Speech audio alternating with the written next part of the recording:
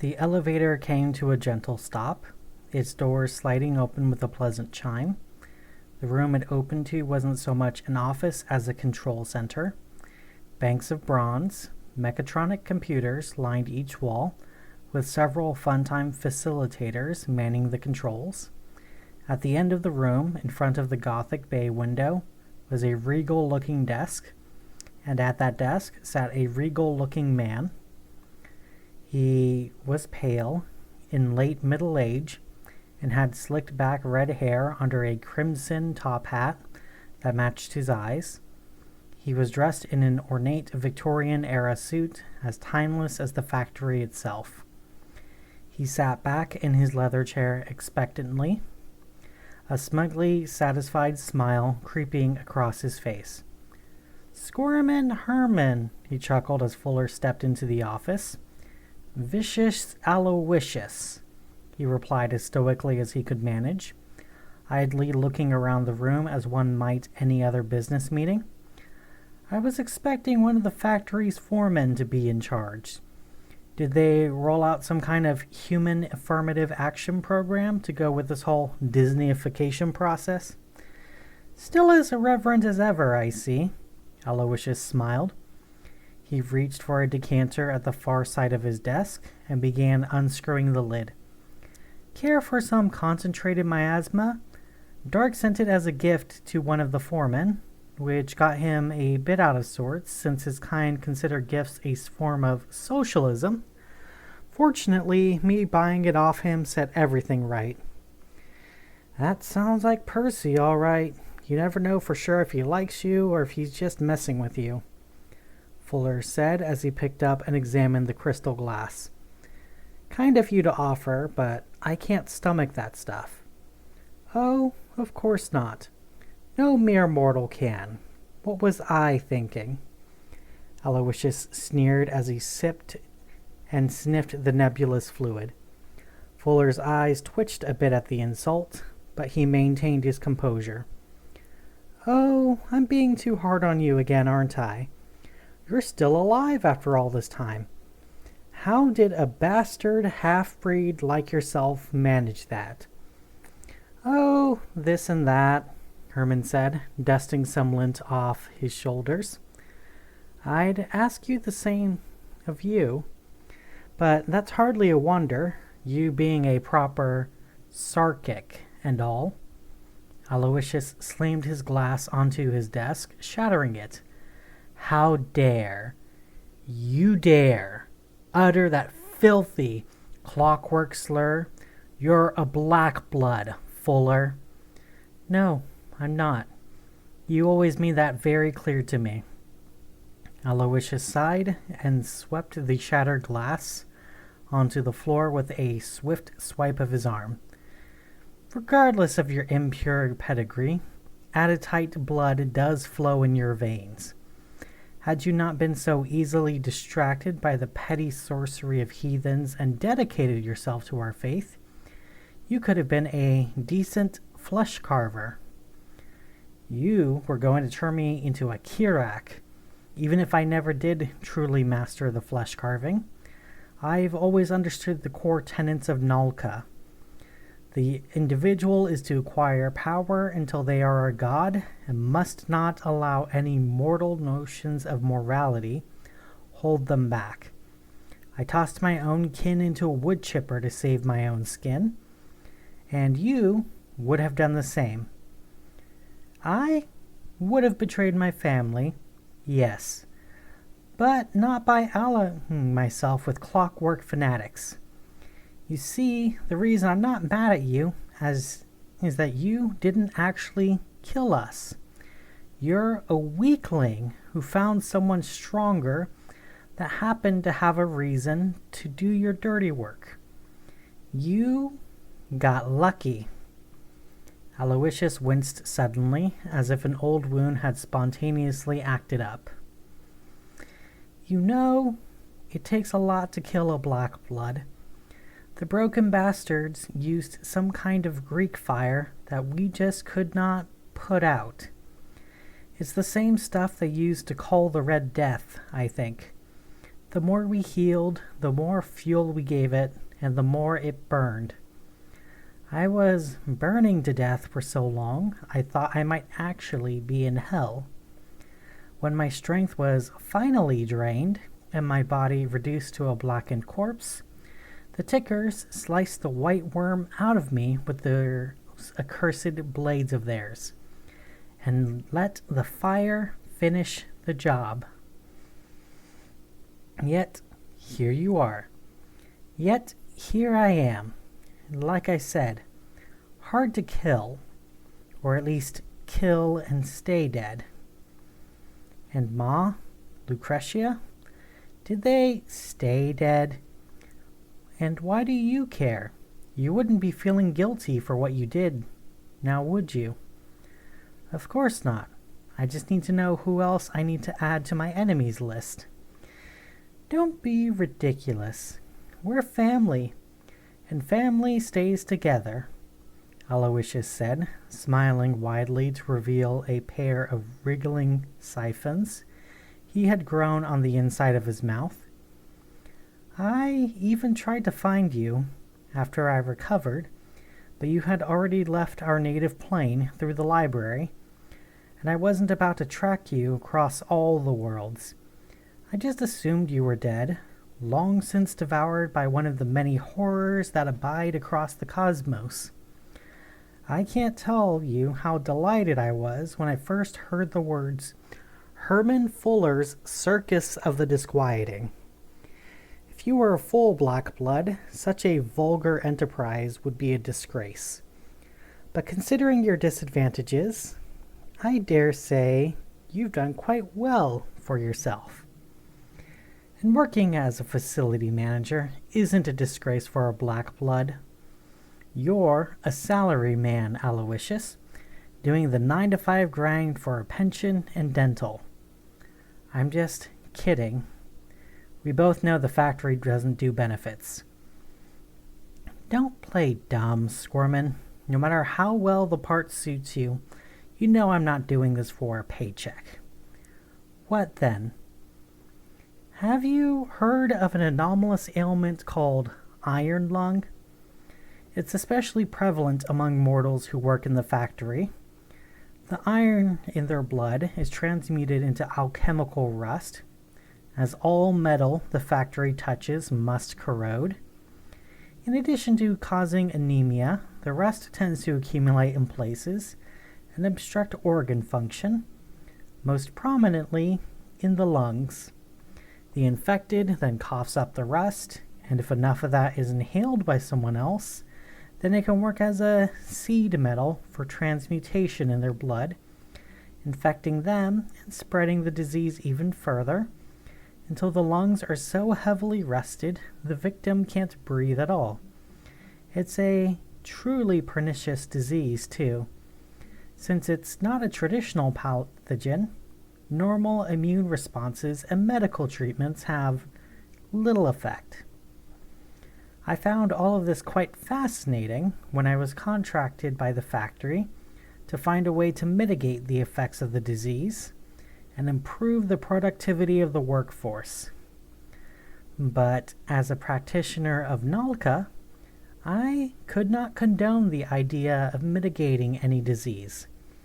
Disease is sacred, culling the weak from the herd and ensuring only the strongest survive.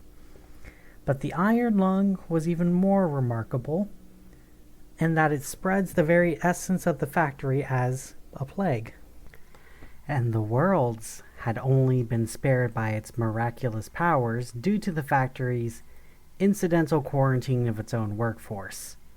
It was then that I proposed to them the idea of an attraction, where people would come from all over the worlds and unknowingly become infected with the iron lung from the smog-filled air. It would incubate for months, years, even as thousands or even millions of wanderers unknowingly spread the iron lung across all reality, growing exponentially until not a single plane is untainted by the rust, with the factory's profits growing right along with it. They're paying me handsomely, sure, But the real reason I'm doing this is for the chance to shepherd such an extraordinary disease and disseminate it across such a vast distance. To have such an iconoclastic impact over so many worlds, it's truly godlike. I may be the most godlike Aditite since Ion himself. I'm afraid there's a small flaw in your evil scheme there, Al. Your park stinks. Yes, well, the factory refused to give me as much creative control over the project as I would have liked. They insisted on their own rather peculiar ideas of entertainment. Still, it's a minor setback, and one I may now have the chance to mend. Herman, how would you like to come on as board or as a Funtime consultant? Surely you jest. I'm completely serious. You've kept that circus of yours afloat for 100 years now. That's the kind of experience the factory will listen to. With your help, we can turn this park into a place that will consistently draw in the crowds and churn out the typhoid Marys. Imagine what you can do with the resources of the factory at your disposal. Fuller only laughed, shaking his head in disdain. Aloysius, neither the factory nor its resources are at anyone's disposal. The factory exploits everyone and everything it comes into contact with.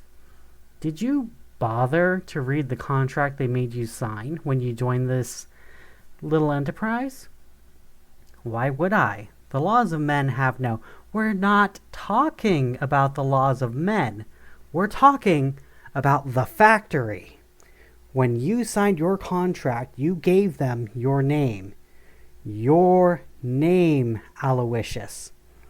Do you know what the factory can do to someone once they have their name? You're a slave, no matter how much they pay you, because you can never leave. No one ever lives to the end of their contract, and you're a damnable fool if you think your Sarkic blood magic is going to protect you. Aloysius sighed and pressed a button on his desk. I gave you the chance to join willingly. You should have taken it. It would have been a lot easier on everyone. The factory wants a Funtime consultant, and they don't take no for an answer. The side door to the office opened, and half a dozen faceless eidolons dressed in tactical garb filed into the room. Take him to processing, put him through the executive reorientation. Tell the rest of your men that the man with the upside-down face is likely on the premises. Mind you, he doesn't get inside your heads. Oh, and I've heard that there's a girl who's been tagging along with them lately as well. If you find her, bring her directly to me.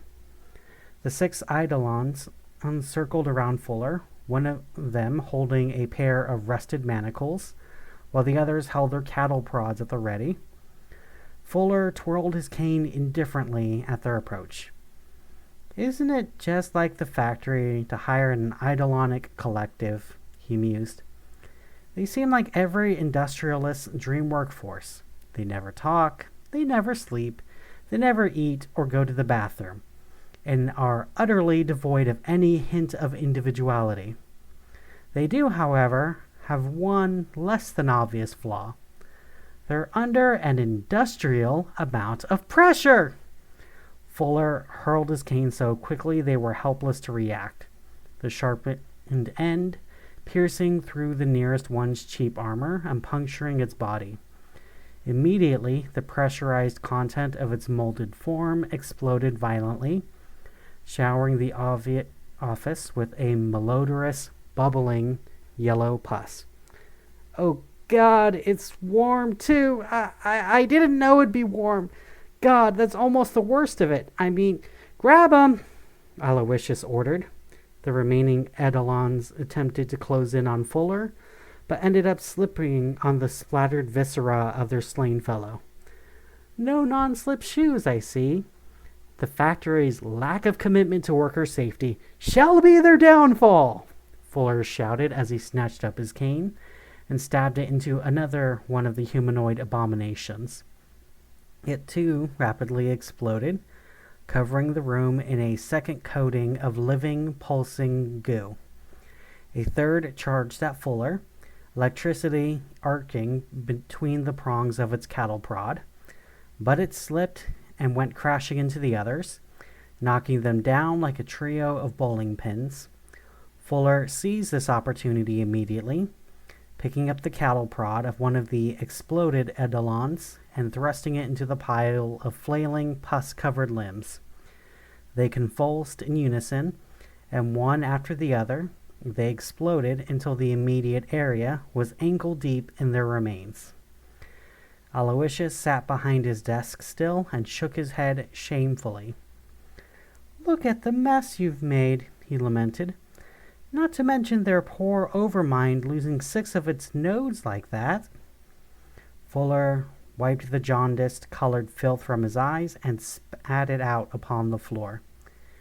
"How am I supposed to explain this to my dry cleaner?" he mused loudly. He made a few playful parries with his cane and held it out defensively. "Got any more goons you want me to paint your office with?" "No sense in wasting them, now is there? I'll bring you in myself." Aloysius rose from his desk at last, and Fuller could see he had no legs.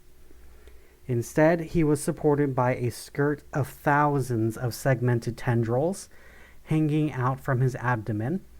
They stretched so that he towered over the desk, and his lower jaw unhinged to allow the full extension of his feeding siphons. A second pair of 7-fingered, 7-jointed, and 7-foot-long arms unfolded themselves from underneath his coat.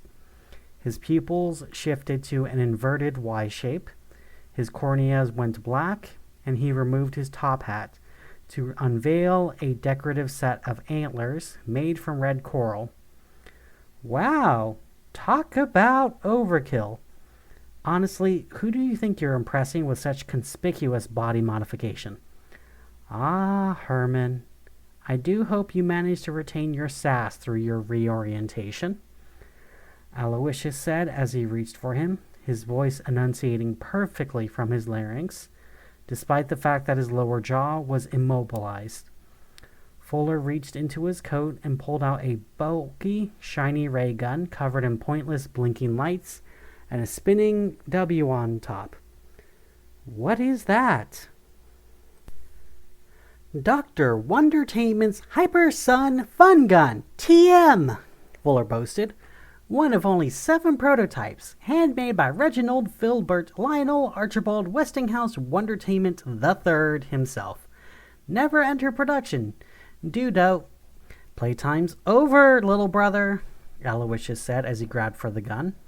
He knocked it out of his hand, but not before Fuller pulled the trigger. A pulsating beam of intense white light scorched Aloysius across the stomach.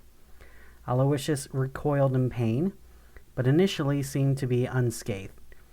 "You haven't changed one bit, have you, Squirmin? Still turning to heathen magic to save your own skin. But you can't beat the natural order. Sooner or later, the strong will cull the weak, and..." He stopped abruptly when he saw that his shirt was still being soaked with blood. "I can't stop bleeding. This isn't possible. Why can't I heal a simple gunshot wound? I'm a carcist." "No, you're not," Fuller said as he picked up the ray gun. "You've been here too long. You're as much a part of the factory as anyone else here. That's why I brought this with me. You see, the reason the factory has never been able to destroy Wondertainment is that their very essences are mutually antagonistic. Think of it this way. The factory is capitalism as defined by communists, whereas Wondertainment is capitalism as defined by capitalists. The factory is all smog and rust and work, and Wondertainment is all sunshine and chrome and fun. Even when he was working here, you couldn't stop him. He took your rusted metal and made a rust-proof robot. If you were still a regular Sarkic abomination, and this some common sci-fi laser weapon, You'd be perfectly fine right now. But you're just a factory tool, which is no match for a Wondertainment toy. Aloysius collapsed to the ground, coughing up blood. You really do love the sound of your own voice, don't you? He laughed. Yes, and you're interrupting. It didn't have to be this way, you know? If you weren't so dogmatically committed to your ridiculous old religion, you might have realized that a lot of heathen magic is pretty useful, especially the Wonder Makers. Easier to manage than a white worm, at least. Hey, while I have you there, is it true you can't swallow an Akulath? Because a few years ago, this hick from Sloth's Pit just killed me already. Fuller smirked softly and pointed the gun at his head. Only if you promise to stay dead this time, brother. He pulled the trigger, and that was that. He turned to face the Funtime facilitators at the control center, all of whom were watching with rapt interest. Fuller pointed the gun straight at them. Any of you want to make this fun time even better? They immediately abandoned their posts and ran for the elevator, slamming the door shut behind them. Taking the elevator in a life and death situation, the factory really doesn't bother with basic safety procedures, does it? Herman holstered his gun and pranced over to the controls, rubbing his hands together in delight. All right, time for a few industrial accidents.